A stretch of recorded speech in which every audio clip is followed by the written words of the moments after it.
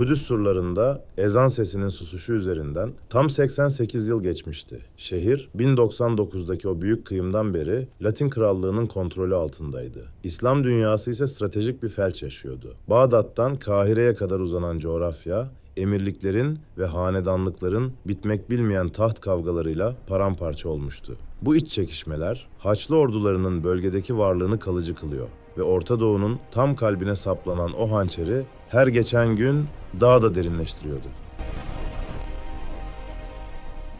Ve hiç kimse bunun farkında değildi. Tikrit'in tozlu sokaklarında tarihin seyrini değiştirecek bir kurtarıcı doğuyordu. Selahaddin Eyyubi.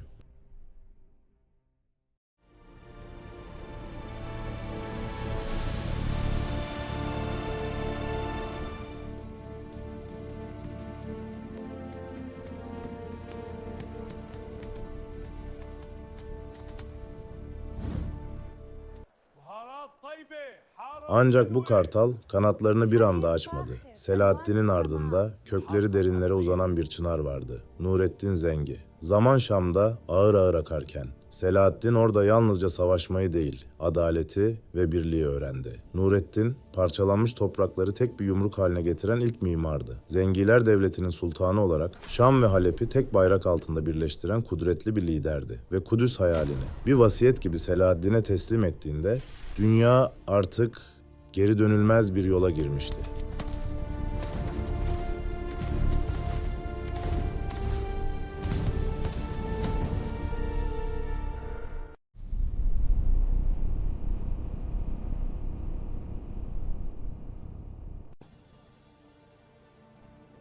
Kadim piramitlerin gölgesinden Nil'in serin sularına uzanan bir yolculuk. Selahaddin, Mısır'a bir fatih olarak değil, bir yabancı olarak girdi. Kahire'nin altın varaklı saraylarında onu bekleyen şey kılıçlar değildi. Koridorlarda fısıldaşan suikastçılardı. Yüzü görünmeyen gölgeler bu genç veziri Nil'in karanlık sularında boğmak istiyordu. Ama Selahaddin kılıcından önce zekasını kullandı. Entrikaları birer birer dağıttı. Halkın arasına karıştı ve kalpleri fethetti. Artık o sadece bir vezir değildi. Nil'in gerçek sahibiydi.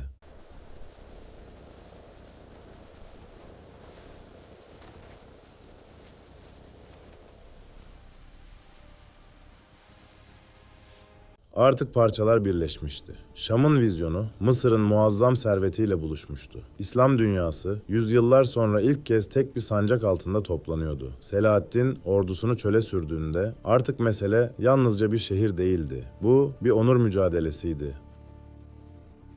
Temmuz güneşi Haçlı şövalyelerinin zırhlarını birer fırına çevirirken Selahaddin doğayı bir silah gibi kullandı. Çöl ateşler içinde yanıyordu. Haçlı ordusu bir yudum suya muhtaç halde can çekişiyordu. Hıttin tepelerinde yükselen dumanlar yalnızca bir zaferi değil, 88 yıllık esaretin sonunu haber veriyordu. Selahaddin meşaleyi yere attığında bir devrin kapandığını tüm dünya anladı.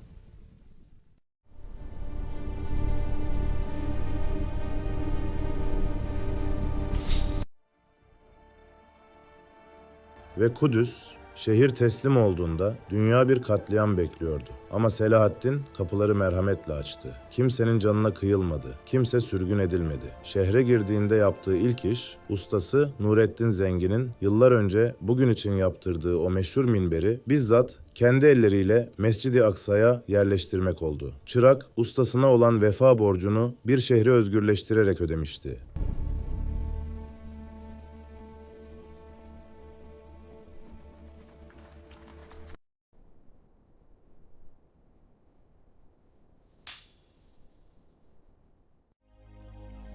Avrupa'nın en hırslı kralı, aslan yürekli Richard, Kudüs'ü geri alma hayaliyle yola çıktı. İngiltere'nin tüm hazinesini ve en seçkin şövalyelerini yanına aldı. Amacı yalnızca bir şehri fethetmek değildi. Selahaddin'in elinden zaferi söküp almaktı.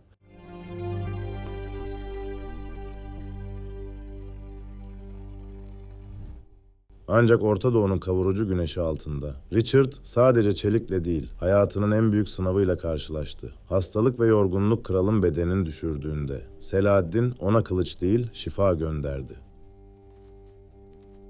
Richard, surların ötesinden Kudüs'ü izlerken aslında şunu anlamıştı. Bu şehir sadece savaşarak değil, Selahaddin gibi bir ruha sahip olunarak tutulabilirdi.